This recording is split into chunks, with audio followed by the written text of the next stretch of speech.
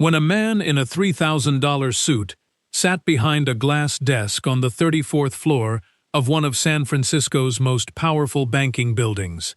He had no idea that the young man walking through his door was about to change everything he thought he knew about money, success, and what it means to be powerful.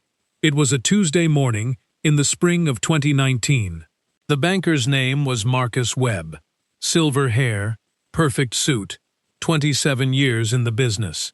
He had seen every kind of client walk through that door: CEOs, tech founders, real estate billionaires. He believed, completely, without question, that he could look at a person in the first 10 seconds and know exactly what they were worth. So when a 26-year-old man stepped off the elevator wearing a navy jacket, dark jeans, and fresh white sneakers, no tie, no briefcase, just a slim black folder tucked under his arm, Marcus Webb looked at him the way he had looked at 1,000 people before him. He scanned him from his sneakers to his face. He smiled the careful smile, and he decided, before a single word was spoken, that he already knew what this meeting was going to be. He was wrong, because that young man had been sent by someone Marcus Webb had already dismissed in his mind before the meeting even started. Someone he would later describe, out loud, in his own office, with complete professional confidence, as just an athlete. He said those words with a smile. He even laughed. And for exactly 15 seconds after he laughed, the room was so quiet, you could hear the bay wind pressing against the glass 34 floors above the city. Then the folder opened, page by page, number by number, line by line. And what Marcus Webb saw on those pages did not just surprise him, it dismantled him. It took everything he believed about athletes, about money, about who belongs in rooms like his, and it rebuilt it from the floor up in less than 4 minutes. By the time the last page was turned around to face him, by the time he saw the final number sitting clean and quiet in the center of that white page, Marcus Webb did something that nobody in 11 years had ever seen him do. He stood up from his chair, he straightened his tie, and he bowed. But here is the thing that nobody talks about. The bow was not the end of this story. It was barely the beginning. Because what happened in the 6 months after that Tuesday morning, the conversation Marcus Webb had with his wife that same evening, the 5 words she said to him that he could not stop hearing, the quiet thing he began building inside his firm, and the moment he walked into a coffee shop and asked Darius for help reaching someone he had laughed at. That is the part that will genuinely change the way you see success, respect, and what real power looks like when it walks into a room wearing sneakers. This is the full story, and you need to watch every single second of it. The elevator doors opened on the 34th floor, and the first thing Darius Okonkwo noticed was the silence. Not peaceful silence, expensive silence. The kind that gets installed along with the marble floors and the recessed lighting and the frosted glass walls. The kind that tells you, before a single person has spoken a word, that this place was not built for everyone. It was built for a specific kind of person. And that person had a certain kind of shoes, a certain kind of briefcase, and a certain kind of last name that sounded the same in every country in the world. Darius stepped off the elevator. He was 26 years old. He was wearing a clean navy jacket, dark jeans pressed flat as a page, and white sneakers so fresh they almost glowed under the recessed lights. No tie, no briefcase, just a slim black folder tucked under his left arm, and a calmness on his face that men twice his age spent decades trying to learn. He was not nervous. He had been told very specifically not to be. The receptionist at the front desk looked up. Her nameplate read, Celeste Huang, in small silver letters. She had worked on the 34th floor for 11 years. She had seen 1,000 people step off that elevator. She was good, genuinely good, at her job, which meant she was good at reading people in the first 3 seconds and routing them correctly without ever making them feel routed. She looked at Darius. She looked at his sneakers. She looked back at his face. She gave him the smile. The professional, careful, helpful smile. The one that said, "I'm not judging you. I'm just making sure you're in the right place." "Good morning," she said. "How can I help you?" "Darius Okonkwo," he said. 10 o'clock with Marcus Webb. She checked her screen. Her fingers slowed just slightly on the keyboard. Another thing Darius noticed. And then she nodded. "Of course. And the nature of your visit today?" "Private wealth," Darius said. "Investment advisory," she typed. She nodded again. "I'll let him know you're here. Please help yourself to a seat." Darius sat down in the waiting area. There was a glass coffee table with 3 magazines arranged in a perfect fan. Forbes, The Economist, Architectural Digest. He picked up the Forbes. He flipped 3 pages without reading any of them. He had been featured in a sidebar in this same magazine 18 months ago. Not as the main story, just a name in a list of rising business advisors under 30 in the Bay Area. He set it back down. On the wall across from him hung a large, framed photograph of the San Francisco Bay at golden hour. Deep orange light on dark water. The Bay Bridge stretching across the frame like a spine. It was the kind of photograph chosen specifically to make this floor feel above the city, above the noise, above the ordinary. Darius had grown up 3 miles from that bay, in a 2-bedroom apartment on Foothill Boulevard in East Oakland, where he shared a room with his younger brother until he was 17, where his mother, Gloria Okonkwo, worked a double shift at Kaiser every Thursday night and still had dinner on the table by 8.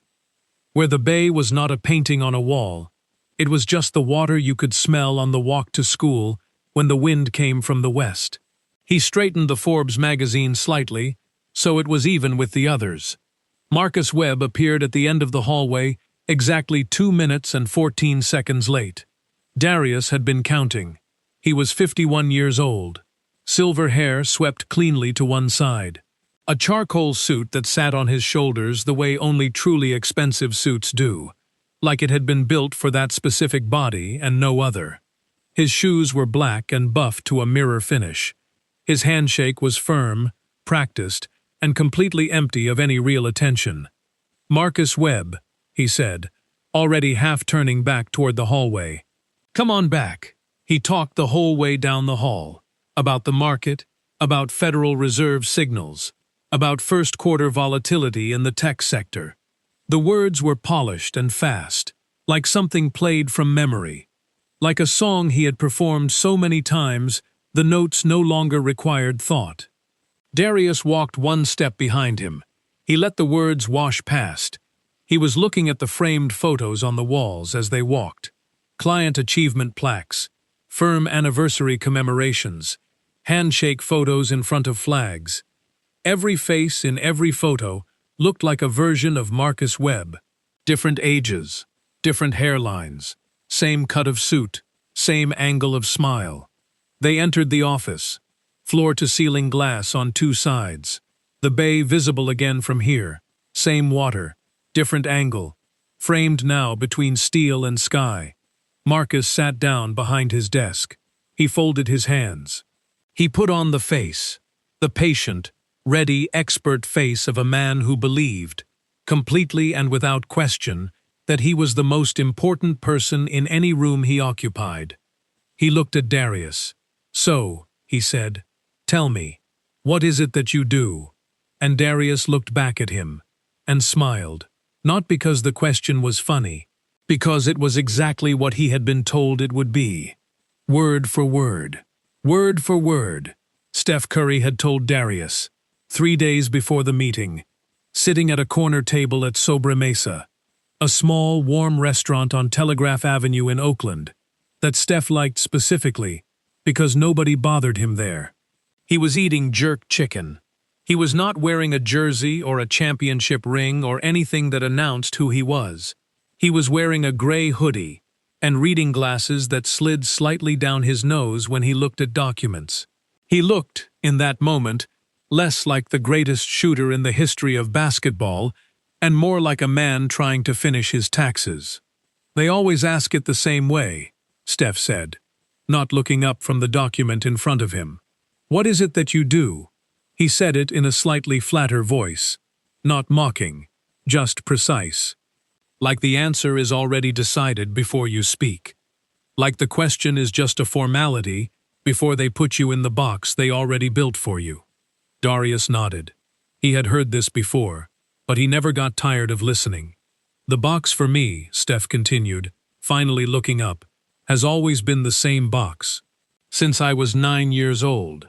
Since I was standing in some gym somewhere and the person running the evaluation would look at me, just look at me, the whole body scan, the height check, the weight check, and I could see the number they were assigning me before I even touched the ball." He took a bite. He chewed slowly. "Not good enough," he said simply. "That's the number. Not good enough. Not big enough. Not the right kind." To understand why those words landed so precisely, you have to go back, all the way back to Charlotte, North Carolina. Wardell Stephen Curry II was born on March 14, 1988, at what was then called Charlotte Memorial Hospital, a facility that has since been renamed Atrium Health Carolinas Medical Center, and still stands today on Blythe Boulevard, on the south side of the city. His father, Del Curry, was in his 3rd season with the Charlotte Hornets, a team that had only existed since 1988, brand new and buzzing with the energy of a city that had waited years for professional basketball.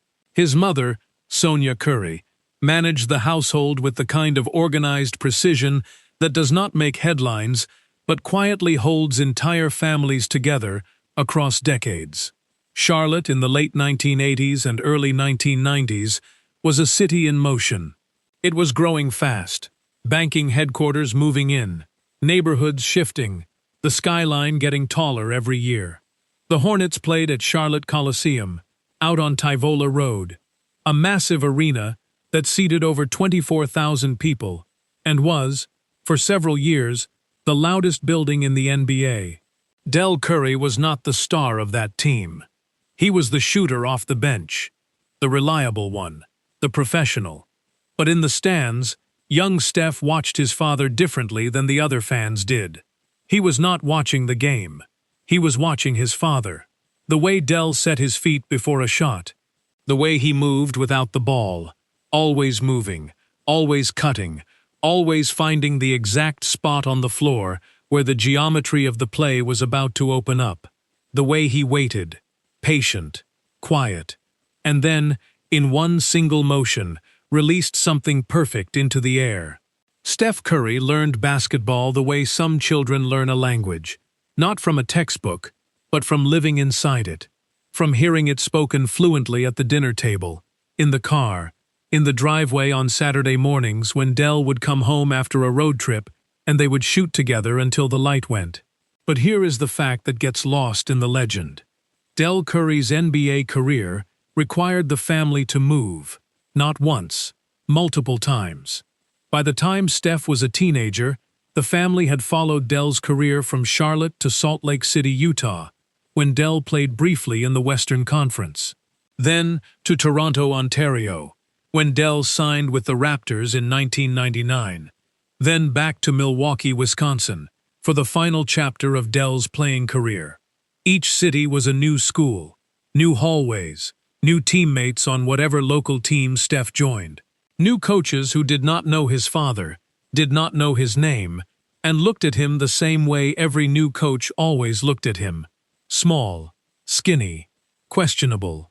In Toronto, in the winter of 2000, a youth league coach told Sonia Curry after a tryout that Steph was a project, that he had some skills but would need years of physical development before anyone could take him seriously. The coach said it kindly, the way people always said unkind things, kindly. He said Steph had a good attitude. He said that counted for something. Sonia Curry thanked him. She put Steph in the car. She did not tell Del what the coach said. She didn't have to. Del already knew. He had been hearing versions of that speech on behalf of his son for 3 years. And he had developed, in response to it, a single philosophy that he repeated to Steph every time a door closed in their faces. They were sitting at a red light on Independence Boulevard in Charlotte, back home for summer, the Carolina heat pressing flat against the car windows, when Dell said it for the first time, in the way Steph would remember it forever. The man who just told you that you can't, in 20 years, he's going to tell his grandkids that he knew you. He said it without heat, without anger, like it was simply a fact about the future. Watch, Dell said. The light turned green. He drove. Darius Okonkwo had heard that story for the first time during his second week working for SC30 Inc., sitting in a small conference room in Oakland's Uptown district, while a senior member of the team walked new hires through the company's founding philosophy. He had written it down in his notebook. Not the business part, not the equity structures or the portfolio strategy. Just those two words Del Curry said at the red light. Watch. Because sitting now across from Marcus Webb, watching the man tilt his head with polished, patient condescension, Darius understood exactly what he was here to do. He was not here to argue. He was not here to perform. He was here to show a man something he had never seen before. And then watch, Darius had written in his notebook. He had underlined it twice. Not because it was motivational. Not because it was the kind of phrase you put on a poster above a desk. But because it was tactical. Because it described a specific discipline that most people never develop. The ability to sit completely still inside a moment of disrespect and do absolutely nothing except observe. Most people react. Darius had been trained not to. Marcus Webb was still talking. He had been talking, almost without pause, since they sat down. It was an impressive performance in its own way. The words were smooth, the transitions were seamless, and the whole thing was constructed to feel like a conversation while actually being a lecture. Marcus asked questions the way people ask questions when they already know the answer they want and are simply waiting for you to confirm it. So your client, he's currently with another firm, or is this his first time engaging at this level of wealth management? First time. At this level. Like there are levels your kind usually stops at. He's had advisors, Darius said. Right. Marcus nodded with the enthusiasm of a man filing information he considered unsurprising. And in terms of structure, does he have a holding company, or is most of it still sitting in personal accounts? He has a holding company, Darius said. This slowed Marcus down for just a half second. Not long. But Darius caught it. Okay, good. That's good. That's actually further along than a lot of clients we see coming from that world. He smiled approvingly, like a teacher grading a paper. What's the entity? SC30 Inc., Darius said. The name meant nothing to Marcus. Darius watched his eyes and confirmed it immediately. No recognition. No pause of recalibration. Just a quick note on the yellow legal pad in front of him. SC30 Inc., written down like it was any other name. Good. And in terms of financial literacy, Marcus paused here, diplomatic, choosing his words with the care of a surgeon selecting an instrument. Where would you say your client sits on that spectrum? Has he had any formal education in finance, or is this more of a Davidson College? Darius said. Economics. Sure. Marcus moved past this like a car moving past a speed bump, acknowledging it without slowing down for it. I just mean practically speaking. Because what we find, and I say this with complete respect, because we work with a number of clients from the sports and entertainment world, what we find is that the practical understanding of how wealth compounds at this tier, how equity structures actually function, how to think about generational planning, that's a very different education than what you get in a classroom. He leaned forward slightly. Athletes are a unique situation, he said. High income, yes, but compressed. 5 years, 10 years, maybe 15 if they're exceptional. And then it stops. And what we see, consistently, across the industry, is that the transition from earning to sustaining is where things fall apart. He paused. He let that sit, like he was giving Darius time to absorb a difficult but necessary truth. What your client needs, Marcus continued, is not just investment management. It's education. It's a fundamental reorientation toward. He founded his company in 2016, Darius said. Marcus stopped. He has 33 active equity positions, Darius continued. His voice had not changed. Still even. Still patient. He co-founded a brand subdivision with a Fortune 500 company. He has a production deal with one of the largest streaming platforms in the world. He holds real estate across 4 Bay Area properties. Darius tilted his head slightly. What part of the education would you like to start with? The room was quiet, for exactly 2 seconds. And then Marcus Webb did something that Darius had been told, word for word, by Steph Curry himself, 3 days ago, over jerk chicken on Telegraph Avenue, that he would do. He laughed. It was not a mean laugh. That was the thing about it. It was not the laugh of a villain. It was not sharp or cruel or deliberately cutting. It was something almost worse than that. It was the laugh of a man who was completely comfortable. A short, warm, professional chuckle. The sound of a person who has arranged the world into a shape that makes sense to him, and finds it slightly amusing when something tries to suggest a different arrangement. Look, Marcus said, settling back into his chair with the ease of a man returning to a familiar couch. I appreciate the preparation. I really do, and I can see you've done your homework. He nodded at Darius with what appeared to be genuine warmth. But at the end of the day, and I mean this with complete respect for what your client has accomplished on the court, at the end of the day, he's just an athlete. He said it gently. He said it the way you say something to someone when you believe you are helping them. He catches a ball for a living, Marcus said, and he does it better than almost anyone who has ever lived. I understand that. But the clients we work with at this tier have spent decades in boardrooms. They've built companies from the ground up. They've managed divisions, navigated markets, survived downturns. Your client runs plays drawn on a whiteboard. He spread his hands open, reasonable and kind. I'm not diminishing that. I'm just being honest about what we're working with. He smiled. Outside the glass wall, Celeste Huang was walking back from the kitchen with a mug of coffee. She heard the laugh first. Then she heard the words. She slowed down. She did not know Steph Curry. She did not know SC30 Inc., or Curry Brand, or Unanimous Media, or any of the 33 companies in that slim black folder under Darius Okonkwo's arm. But she had worked on this floor for 11 years. And something in the quality of the silence that followed Marcus Webb's words made her stop completely outside the glass wall. She did not walk away. She stood there, and she waited. Just like Darius. Just like Del Curry had taught his son to wait at a red light on Independence Boulevard a quarter-century ago. For the moment that was coming. But moments like that one do not arrive from nowhere. They are built, brick by brick, decision by decision, year by year, in gyms and boardrooms and late-night phone calls, and early morning flights, and meetings where somebody laughed, and the person being laughed at simply wrote it down and kept going.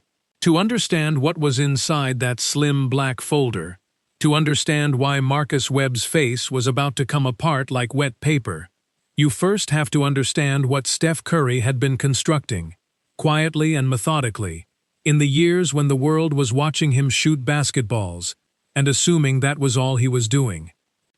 It started with a slight. In 2013, Steph Curry's rookie Nike contract was approaching renewal. He had survived 2 serious ankle surgeries. He had started showing the league something new, a shooting range and release speed that the game had not seen before. His numbers were climbing. His name was beginning to mean something beyond the Bay Area. Nike had him. Nike knew they had him. And Nike, apparently, did not think it mattered very much. When Curry's team traveled to Nike's headquarters in Beaverton, Oregon for the renewal pitch meeting, the representative who led the presentation did 2 things that would alter the course of sports business history. First, he mispronounced Curry's name, not as a slip.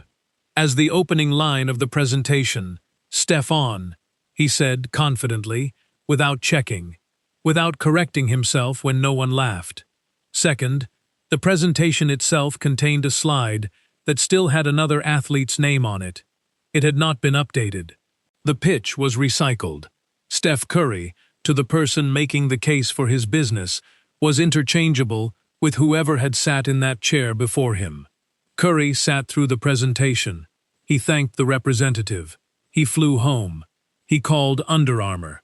Under Armour in 2013 was not Nike. It was a hungry, Baltimore-born brand that had built its reputation on performance gear for football and training, not basketball. They had no basketball superstar. They had never signed one. Their offer to Curry was smaller in guaranteed dollars than what Nike was prepared to pay.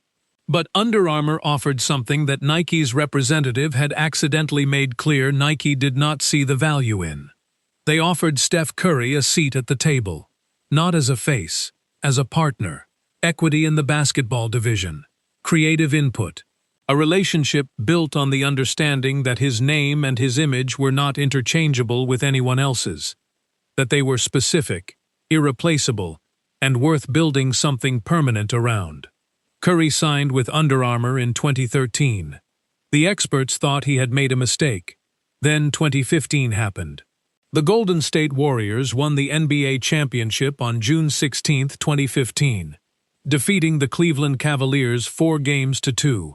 Curry was named Finals MVP.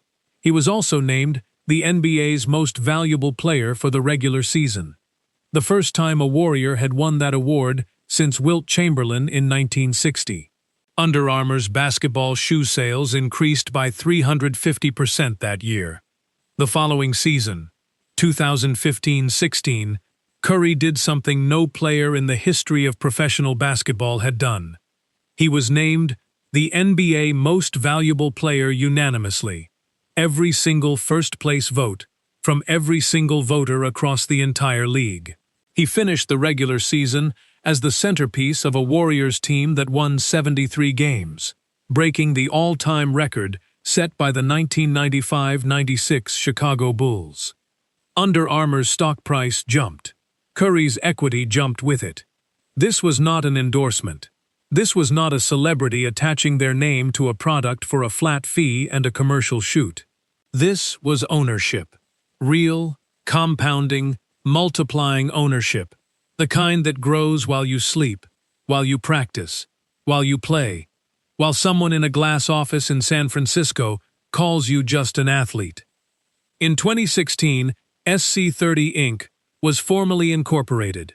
The name came from his initials and his jersey number. Simple, clean, easy to underestimate, which was, if you had been paying attention, entirely the point. SC30 was not a management company in the traditional sense. It was not the kind of operation built to collect checks and schedule appearances. It was structured, from the beginning, as a venture investment vehicle, a company designed to take positions in early-stage businesses across technology, consumer goods, media, and social impact. The man who helped Curry build the framework was Bryant Barr, a Harvard-educated business strategist who had spent years working at the intersection of sports and Silicon Valley. Barr understood something that most of the sports business world was still catching up to, that athletes in the social media era had something that traditional investors did not: audience, trust, cultural relevance. These were not soft assets. They were leverage. When Steph Curry invested in a company, that company did not just receive capital. It received a signal to the market, a visible, credible, culturally resonant signal that someone the world trusted had looked at this product or this idea and decided it was worth standing behind. SC30 began making investments quietly. Penny, a personal finance app built specifically for communities that had historically been underserved by traditional banking. Oxlow, an accessibility technology startup working to make digital spaces functional for people with disabilities. Palm, a miniature second smartphone designed to reduce screen dependency, a company that was later acquired for a reported $37 million. These were not vanity investments. They were researched, structured, deliberate positions, each one evaluated by a team of analysts before Curry's name or dollar was attached to anything. By 2018, SC30 Inc. had active positions in 33 companies. In 2019, Curry co-founded Unanimous Media, a production company built on the specific vision of creating family and faith-centered storytelling at a time when the entertainment industry was almost entirely moving in the opposite direction. The company's early projects included a documentary series and a Netflix collaboration, and its profile rose significantly when Apple TV+, Apple's newly launched streaming platform, came to Unanimous Media not as a charity gesture toward a famous athlete, but as a legitimate creative partner. Apple TV Plus launched on November 1, 2019. Unanimous Media was part of that launch slate. Steph Curry was not a guest in that ecosystem. He was a founding voice in it. And then there was the real estate. 4 properties across the Bay Area, in Atherton, San Francisco, and the East Bay, purchased not as trophies, but as structured assets. The Atherton property alone, in one of the most expensive zip codes in the United States, had appreciated at a rate that made the original purchase price look almost fictional by comparison. By the spring of 2019, the exact season Darius Okonkwo rode the elevator to the 34th floor with a slim black folder under his arm. Conservative estimates of Steph Curry's total financial position, assembled by the SC30 advisory team, placed his net worth at a number that would make the highest-earning partners at Marcus Webb's firm pause mid-sentence. Darius had that number on the last page of the folder. He had not shown it yet. He had shown nothing yet. He had simply sat across from a man who had laughed, who had said just an athlete with warm, comfortable certainty, and he had waited. The way Dell taught Steph, the way Steph taught Darius. Patient, still, completely certain of what was about to happen. Because the folder was real, the numbers were real, and the moment, the one Celeste Huang was standing outside the glass wall waiting to witness, without fully knowing why, was no longer coming. It was here, and Darius let it breathe for one more second. That was the discipline. That was the thing that separated a reaction from a response. One more second of stillness. One more second of letting the other person believe, completely and without question, that the room still belonged to them. Marcus Webb had settled back into his chair after his speech, after just an athlete, after runs plays drawn on a whiteboard, with the specific body language of a man who has just done someone a favor. Shoulders relaxed, hands loose on the armrests. The small, satisfied exhale of a person who believes they have delivered an uncomfortable truth, kindly and professionally, and can now move forward toward more comfortable ground.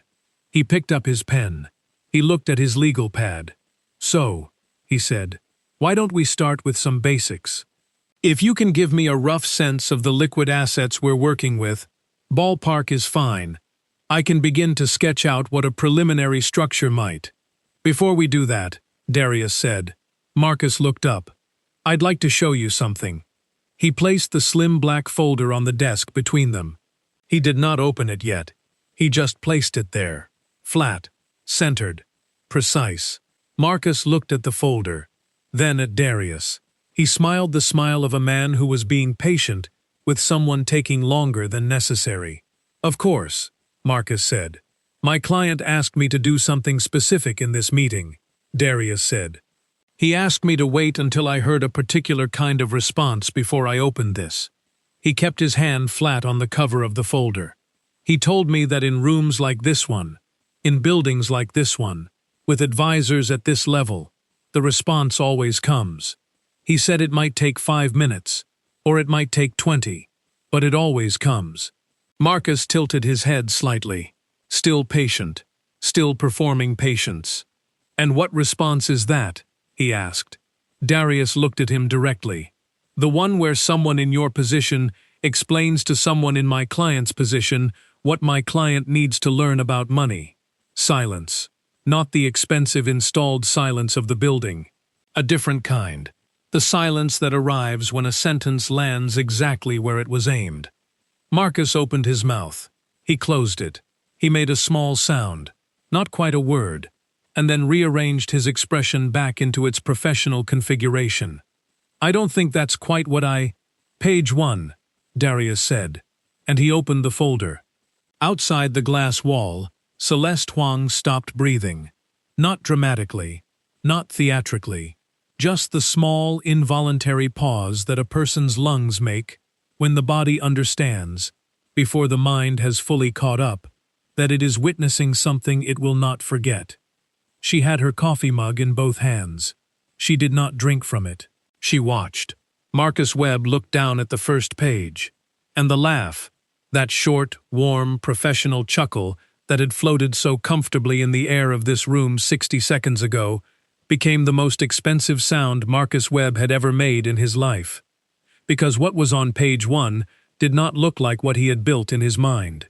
It did not look like the financial snapshot of a talented young man who had earned well during a lucky window and now needed someone to teach him the difference between an asset and a liability. It looked like the portfolio of someone who had been operating, quietly and deliberately, at a level that Marcus Webb's firm aspired to serve. It looked like the work of someone who understood, not theoretically, not from a classroom, not from a consultant's slide deck, but from years of deliberate, disciplined, eyes-open practice. Exactly how money moved, multiplied, and meant something beyond the number on a contract. Marcus Webb stared at page 1. His pen stopped moving. His hand, Darius noticed, went very still. And somewhere in the architecture of the expression on Marcus Webb's face, behind the professional training and the decades of practiced composure, something small and certain began to come apart. Page 1 was just the beginning, and Darius knew it. He had assembled the folder himself over the course of 3 weeks, working late in the SC30 offices on Broadway, in Oakland's Uptown District, cross-referencing valuations with the advisory team, verifying every number twice, printing the final version on clean white stock that felt deliberately ordinary, because the numbers themselves were extraordinary enough and did not need presentation to announce them. He had organized it the way a good argument is organized, not with the biggest point first, with the smallest point first, so that by the time you arrived at the end, you had been climbing a staircase without realizing it, and the final step was so far above where you started that looking back down made you slightly dizzy. "Page 1, Darius said, his voice the same temperature it had been since he stepped off the elevator, "is the SC30 Inc. Equity Portfolio Summary.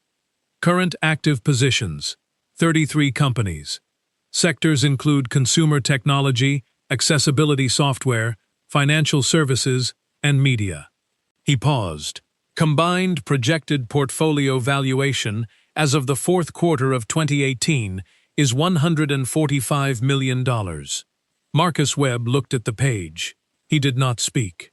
"That figure," Darius continued, "does not include shoe royalties. It does not include active playing contract earnings. It does not include real estate. It is exclusively the investment portfolio the company's SC30 has taken positions in over the last 3 years." Marcus reached out and touched the edge of the page. Just the edge. Like a man confirming the temperature of something before deciding whether to pick it up. "Page 2, Darius said, turning it smoothly, "is the Curry brand partnership structure with Under Armour. You'll see on the left column the equity percentage my client holds in the basketball subdivision. On the right column, you'll see the 5-year growth projection. And I want to be clear that these are not SC30 projections. These are Under Armour's own internal investor projections, shared with their institutional stakeholders." He let Marcus read for exactly 4 seconds. "The conservative estimate for the value of my client's stake in Curry brand by 2025 sits between $175 million and $220 million. The pen in Marcus Webb's hand was no longer moving. It was no longer even positioned over the legal pad. It was resting, forgotten, against the side of his index finger, held by habit rather than intention, the way a person holds something they have stopped using but not yet registered that they have stopped. Darius watched it. He noted it. He turned to page 3. Unanimous Media, he said. Production company. Co-founded in 2019. Family and faith-based entertainment. A segment that Hollywood has chronically underserved relative to its actual audience size. He slid the page slightly toward Marcus. The Apple TV Plus partnership agreement, and I'd ask you to note the effective date in the upper right corner of that document, was executed before Apple TV Plus made its public launch announcement. My client was not responding to an opportunity. He was helping to architect one. Marcus looked at the date. His jaw moved slightly, like he was doing arithmetic. Page 4, Darius said, turning again, is the real estate portfolio. Primary residence in Atherton.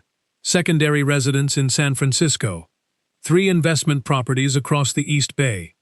All purchased in structured transactions, all currently appreciating. He folded his hands calmly on the table. Combined current market valuation, $74 million. The room was completely silent. Not the installed silence of the building anymore. Something rawer than that. The silence of a specific human being in a specific chair, realizing, page by page and number by number, that the story he had told himself about the person sitting across from him was not just incomplete.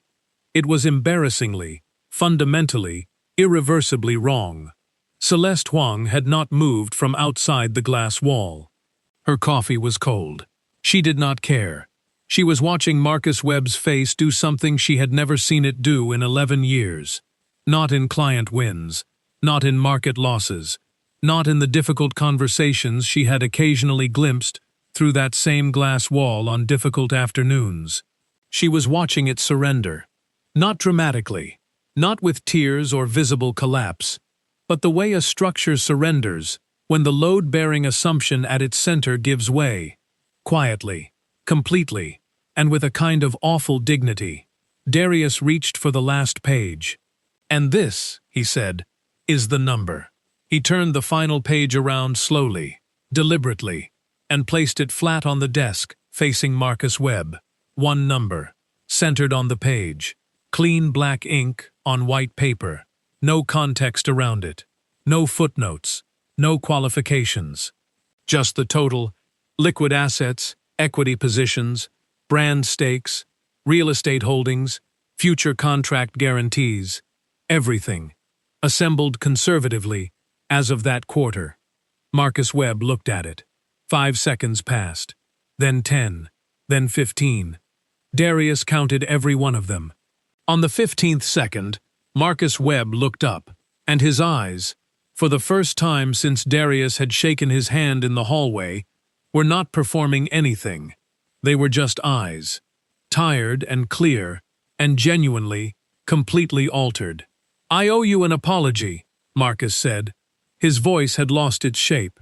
The professional architecture of it, the practiced warmth, the confident cadence, the smooth authority, was gone. What was left was just a man's voice, quiet and real and slightly raw. "Not to me," Darius said. Marcus nodded. He understood exactly what that meant. He set down his pen. He straightened his tie with both hands. A small, almost involuntary gesture, the kind a person makes when they are trying to locate some version of themselves that still makes sense. He stood up from his chair. He looked at Darius across the desk. And he bowed. Not dramatically, not theatrically, no words attached to it. Just a clean, sincere, unambiguous lowering of the head, the physical language of a man acknowledging, without any remaining room for qualification, that he had been wrong about everything that mattered in this room. Celeste Huang pressed her free hand softly over her mouth. The coffee mug in her other hand had gone completely cold. She stood there for another moment. Then she walked quietly back to her desk. She sat down. She stared at her computer screen without seeing it. And she thought about every person she had ever smiled that careful smile at, that you're probably in the wrong place smile when they stepped off the elevator onto the 34th floor. She thought about it for a long time, and she was not alone, because the thing about a moment like the one that had just happened inside that glass-walled office, the thing that people who have never witnessed one do not fully understand, is that it does not stay contained inside the room where it happens. It moves. It travels through a building the way cold air travels through a cracked window, quietly, without announcement, touching everything in its path. But to understand why that moment had the weight it did, why a beau from a silver-haired banker in a $3,000 suit meant something beyond the theater of it, why Darius Okonkwo had sat so completely still through everything that preceded it, you have to go back to a car. A specific car. On a specific street. On a summer afternoon in Charlotte, North Carolina, that Steph Curry has carried inside him every single day since. It was 2001. Steph was 13 years old. The family was back in Charlotte for the summer, back in the city where it had all started, where Dell had played his first NBA seasons, where the boys in the neighborhood still talked about the old Hornets teams the way people talk about something they loved before it was taken from them. Dell was in the final years of his career.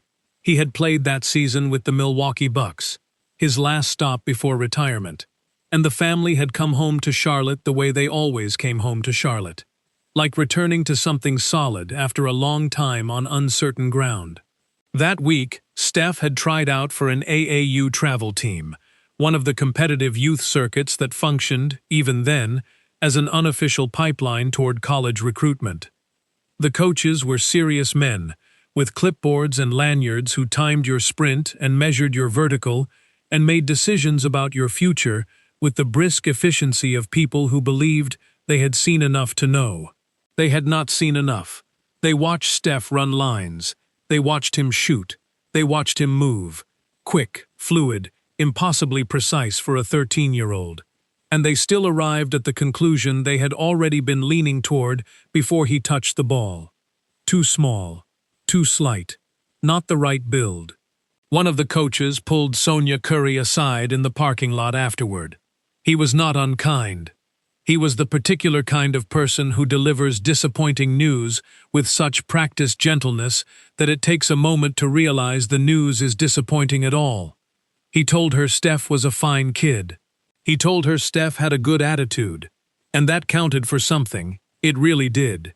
He told her that at this level, at this stage of development, the physical profile mattered enormously, and that Steph's profile suggested he might want to explore other avenues, other sports perhaps, or a recreational league where the physical demands were less, where a kid could enjoy the game without the pressure of competing against boys who were simply built differently.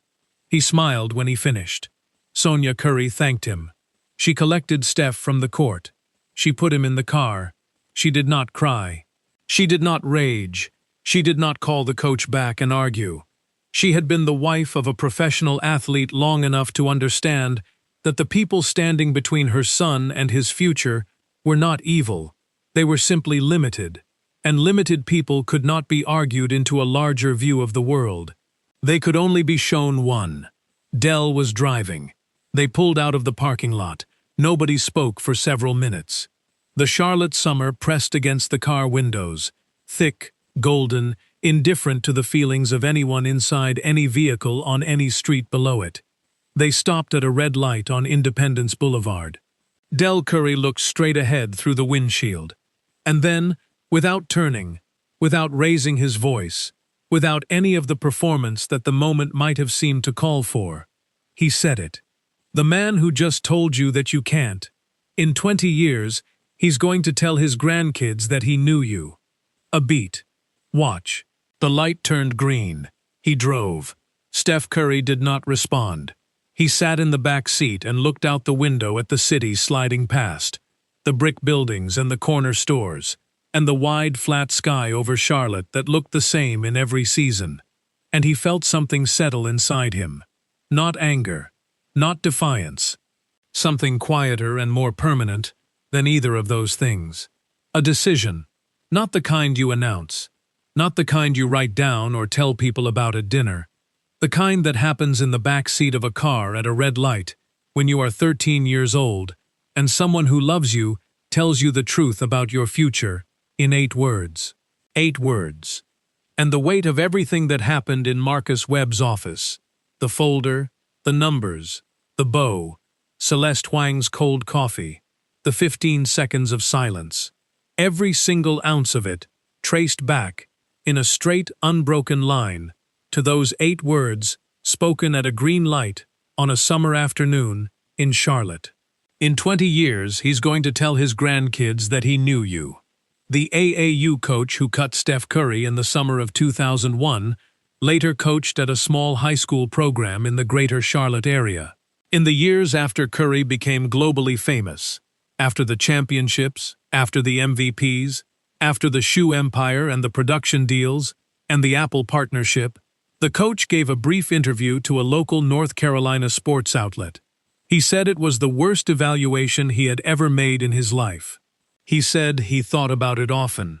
Del Curry, when asked about that summer in a 2021 interview with Graham Bensinger, smiled the way a man smiles when a very long story has arrived at exactly the ending he always knew it would.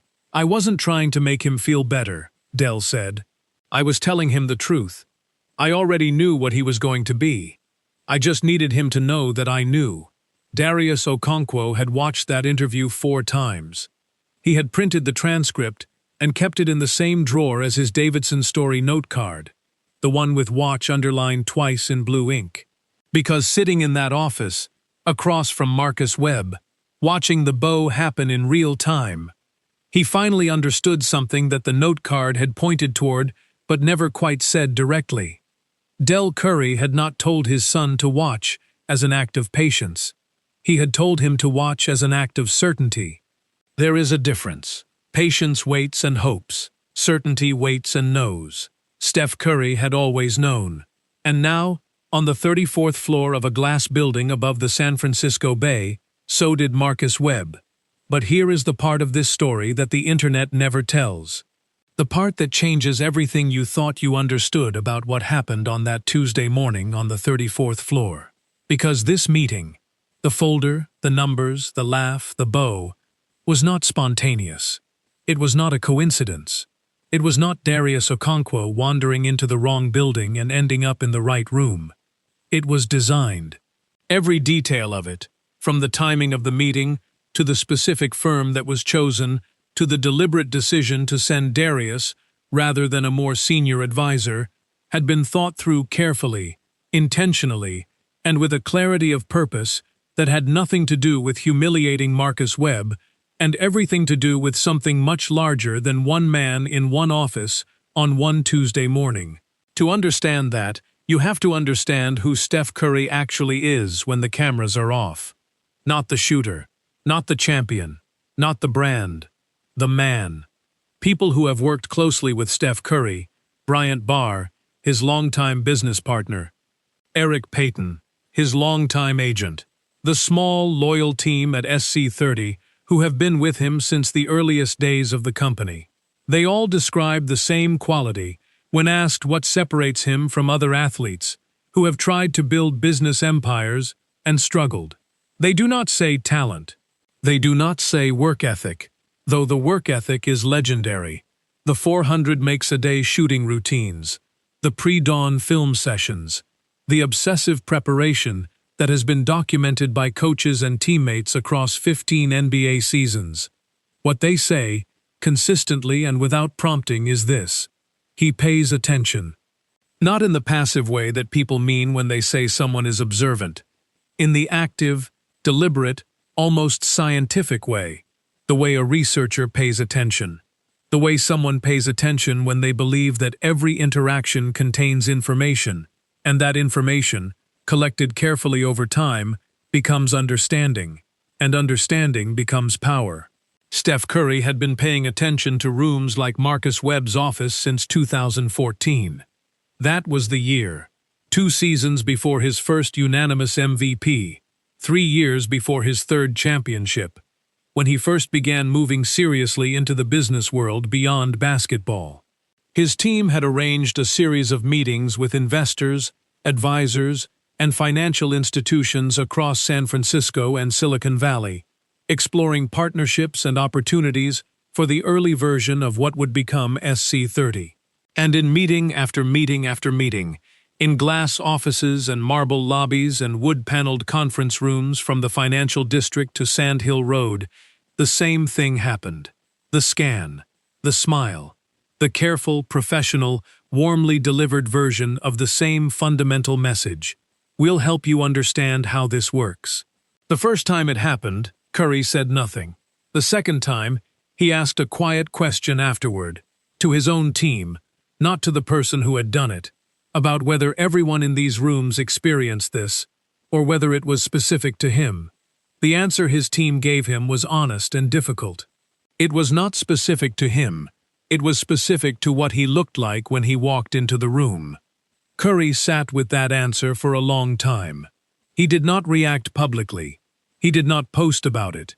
He did not call a press conference or give an interview or attach his name to an op-ed. He did what Del Curry had taught him to do at a red light on Independence Boulevard when he was 13 years old. He watched, and he documented. Starting in 2014, Curry began keeping a private record, shared with Bryant Barr and no one else, of these interactions. Not for legal purposes, not for public exposure, but because he believed, with the same quiet certainty that governed everything else he did, that understanding a pattern was the first step toward dismantling it. By 2018, the record contained dozens of entries, different rooms, different cities, different faces, different words. Same fundamental assumption underneath all of them. You are talented at what you do, but what you do has a ceiling, and that ceiling is lower than this room. Curry had read every entry in that record before he sent Darius to the 34th floor. He had chosen this particular firm and this particular advisor, not randomly, but because Marcus Webb's firm had been recommended to SC30 by 3 separate contacts as one of the Bay Area's most prestigious private wealth managers. If the assumption lived here too, in the most prestigious rooms with the most credentialed advisors, then this was the right place to bring the folder. Not to embarrass, to illuminate. I don't want anyone to feel humiliated, Curry had told Darius at that corner table at Sobre Mesa, pushing his plate slightly to the side and leaning forward with the reading glasses still on. That's not the point, and it never has been. The point is that the next person who walks into that building, who doesn't have a folder, who doesn't have SC30 behind them, who's just a 22-year-old kid from Oakland with real ability and real ideas, and no one to vouch for them. I want that kid to walk into a different room than the one I kept walking into. He leaned back. He picked up his fork. The folder isn't about me, he said simply. It's about making sure the next person doesn't need one. Darius had written that down too, not on a note card, directly into the document he was already building. The one that would eventually become the foundation of something neither of them could have fully predicted yet. Something that would reach far beyond one Tuesday morning, far beyond one glass office, far beyond the bow of one silver-haired banker who had laughed at the wrong person on the wrong morning. That something was still 6 months away.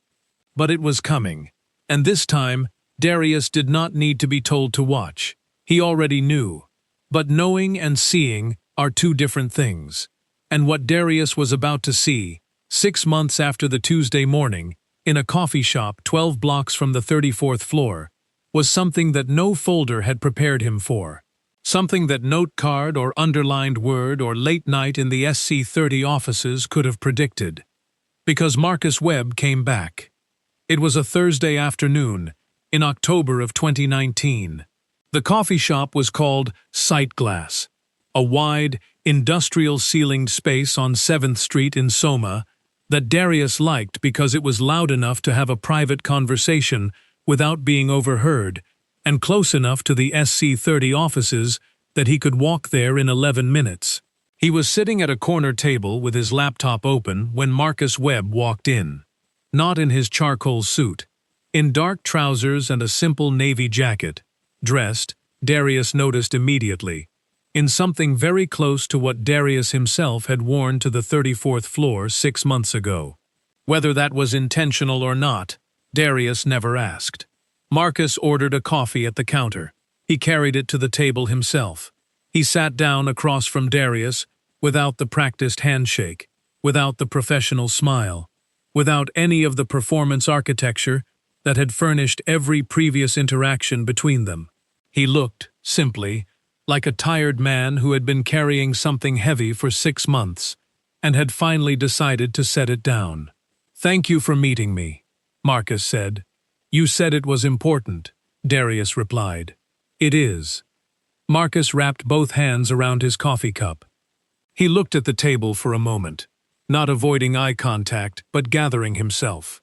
The way a person gathers themselves before saying something they have rehearsed many times and are still not entirely sure they can say correctly. "I went home that evening," Marcus began. "After the meeting. After you left." He paused. "And I told my wife what happened." Darius waited. "Her name is Nadia," Marcus said. "Dr. Nadia Webb. She teaches sociology at San Francisco State University. Okay?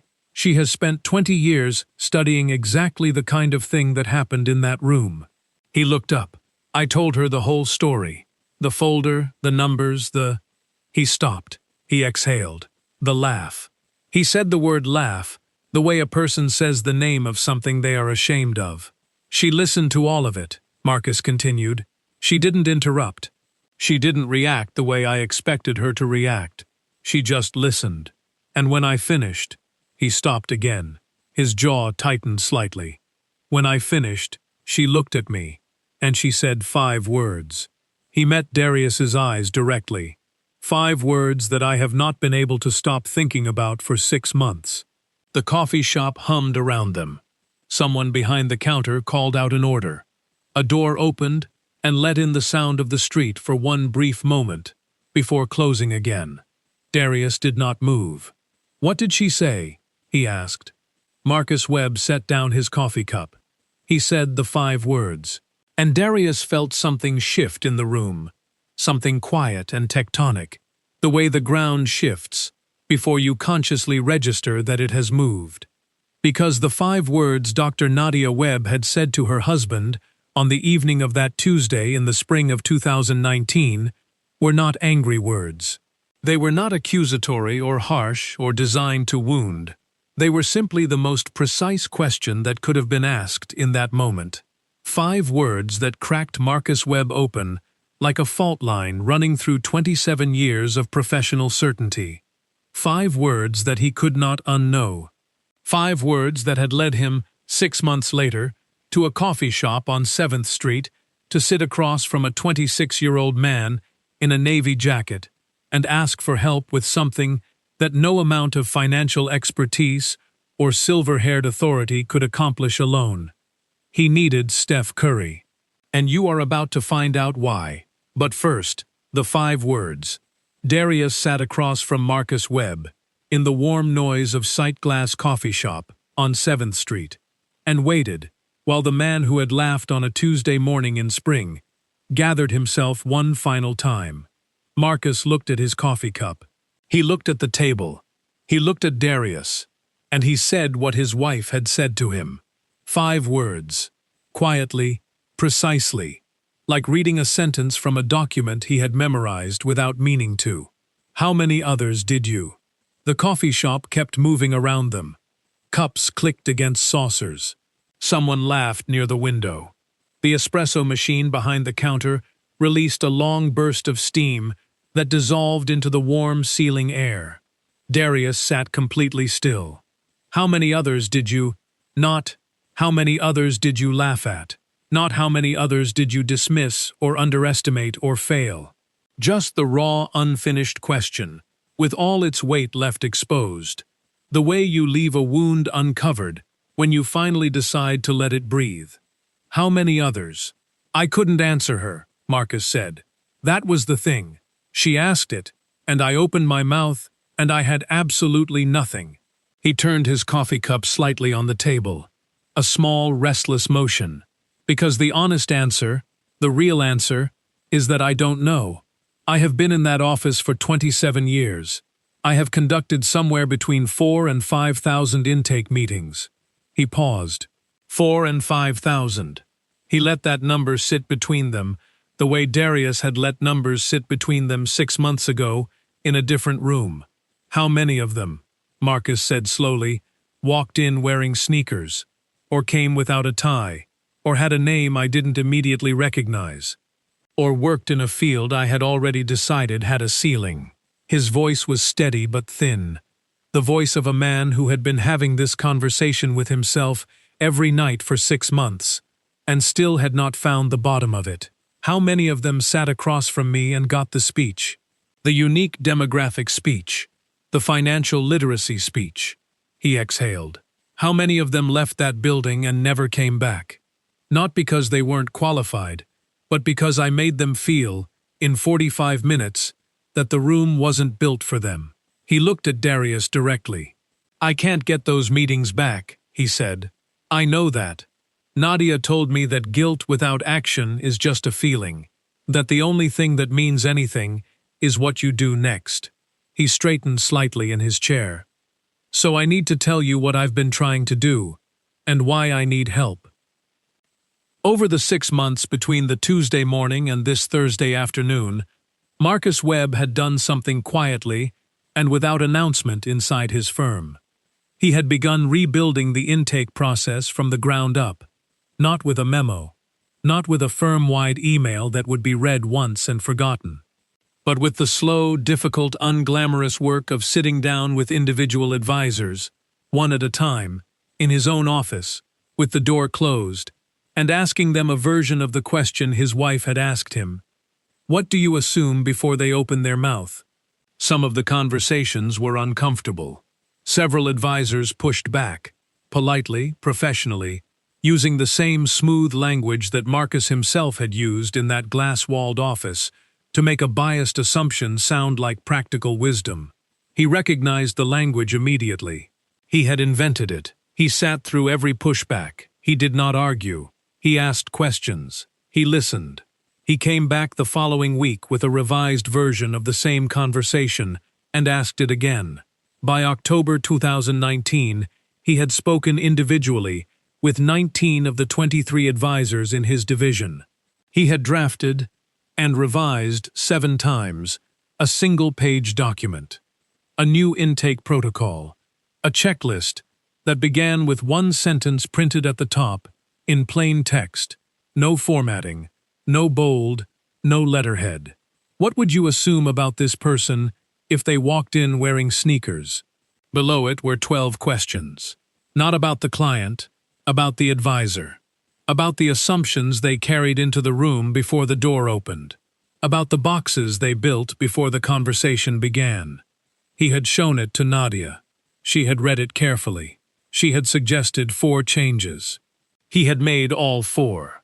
But there was one thing the document could not do by itself. One thing that no internal protocol, however carefully written, however sincerely implemented, could accomplish alone. It could not reach outside the building. It could not find the people who had already left. The ones who had ridden that elevator down through all 34 floors and walked back out through the lobby, past Celeste Huang's desk, and returned to neighborhoods 3 miles from the bay, and concluded, reasonably and painfully, that rooms like that one were simply not meant for them. That was what Marcus Webb needed. That was why he was sitting in a coffee shop on 7th Street, asking a 26-year-old man for help. I need to reach those people, Marcus said. The ones who never came back. The ones who don't have a folder, who don't have an SC30 behind them. He leaned forward slightly. And I can't do that alone. I need someone they'll actually listen to. Someone who grew up 3 miles from the bay.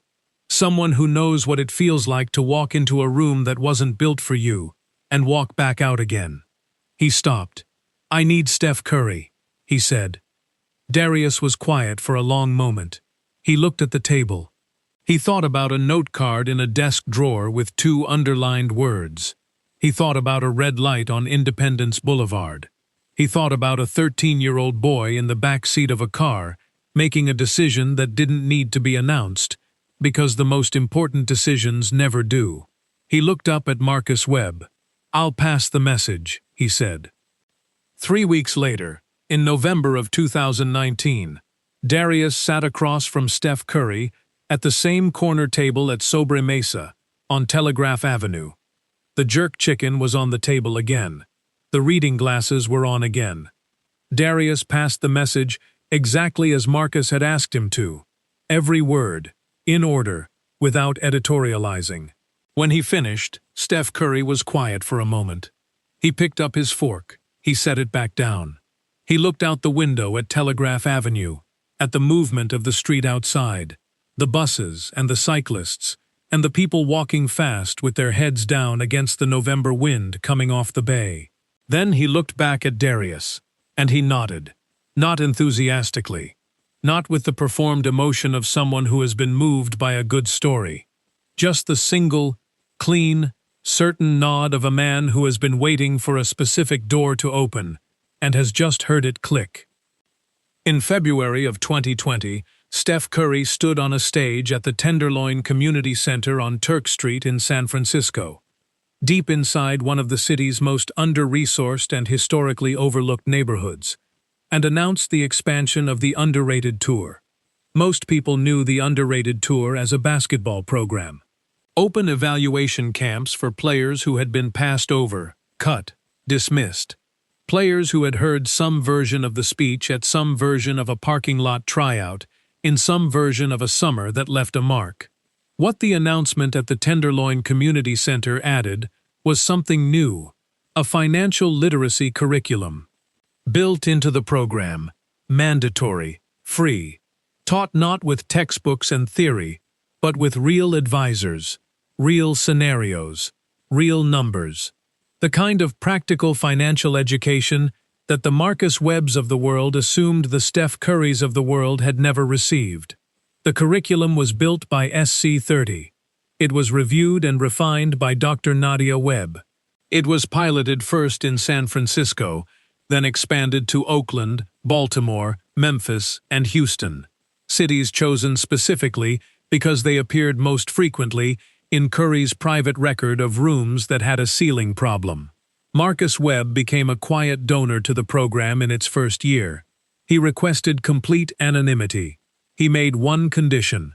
He asked that somewhere in the curriculum, in whatever form made sense, in whatever lesson felt right, there be a moment where a young person sitting in that room was told, clearly and directly and without softening, that the most powerful thing they could ever walk into a room with was not a suit or a tie or a last name that sounded the same in every country. It was knowledge, documented, organized, irrefutable. A folder. Celeste Huang was promoted in early 2021 to a client-facing advisory role, the first person in the firm's history to move from reception to advisory without a finance degree. She had spent the previous 18 months sitting in on every intake training session Marcus ran. She had asked more questions than anyone else in the room. She had stayed after every session to talk through scenarios. She now runs the intake training herself. 23 advisors have sat through her version of it. On the wall of the training room, there is no plaque, no achievement photo, no golden frame commemorating a market victory or a client milestone. There is a single printed card in a plain black frame. It says, "The most expensive mistake in business is deciding what someone is worth before they open their mouth." Nobody puts their name to it, but every person on the 34th floor knows exactly which Tuesday morning it came from. And every person who has ever ridden that elevator, who has ever stepped off onto that marble floor and felt the expensive silence press against them like a hand on the chest, and wondered whether the room was built for them, the answer, now, is different. Not perfect, not finished, but different. Because a boy from Charlotte sat in the back seat of a car at a red light on Independence Boulevard and made a quiet decision. Because a man built a folder instead of an argument. Because a banker asked his wife what happened. Because a woman who taught sociology at San Francisco State asked 5 words instead of 50. Because a receptionist stood outside a glass wall with cold coffee and did not look away. And because somewhere in all of that, in the laugh and the bow and the curriculum and the card on the wall and the kids in Baltimore and Memphis and Houston sitting in folding chairs learning what money actually means, the ceiling got a little higher. Not all the way up, but higher. And that, in the end, is the only number that ever really mattered. If this story moved something in you, even just a little, drop where you are watching from in the comments right now. It could be Charlotte. It could be Oakland. It could be a small town that nobody has ever heard of, where somebody once told you that you were not built for the room you were standing in.